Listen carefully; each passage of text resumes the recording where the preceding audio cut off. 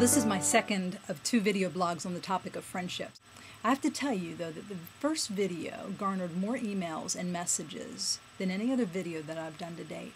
And almost without exception, each woman who wrote me at some point in her message said, "I'm in tears."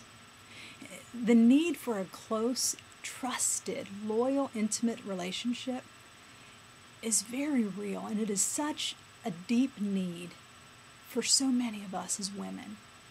I shared in my last blog how just over a year ago I felt that deep need for a closer, more intimate friend, and I share how I made a very specific list of what I felt I needed in that friend, and I took that list to the Lord in prayer every day until that need was met.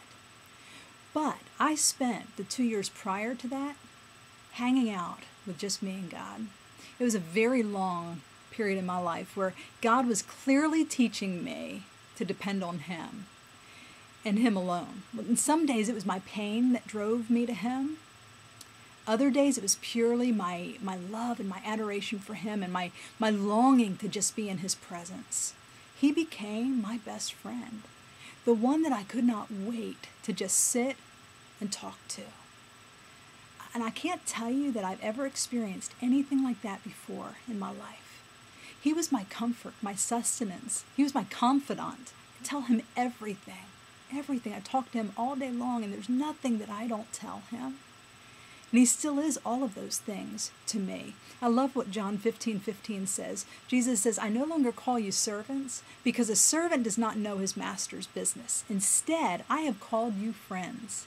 For everything that I learned from my Father, I have made known to you." He calls us His friend. Well, finally, after 2 years of it just being me and God, I finally said to the Lord, I said, "Okay, Lord, I think I'm ready for someone with skin on now." And I said, not only am I ready, but I said, "Lord, I need someone with skin on." And that's when I took Him my list of what I needed or what I wanted in a close, intimate friend. And I have no doubt that God answered my prayer above and beyond what I asked for, because He knew that ultimately my dependence was on Him. And to this day, before I even consider sharing my heart with someone, I've already been to my Father about it. No doubt, God made us for relationships, but first and foremost, He made us to be in relationship with Him.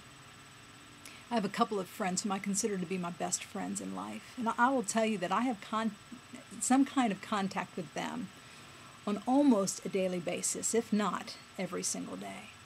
I smile when their texts come across my phone. I love to see their names in my email inbox or when it shows up on Skype on my laptop. My life is richer because of them. But as much as I love and need the connection with them, I need it even more with my Heavenly Father. Listen, I would not have been able to say that 3 years ago. Perhaps that's why God wanted me to just hang with Him for a couple of years. I can't go a day now without connecting with my Heavenly Father. He is my ultimate best friend.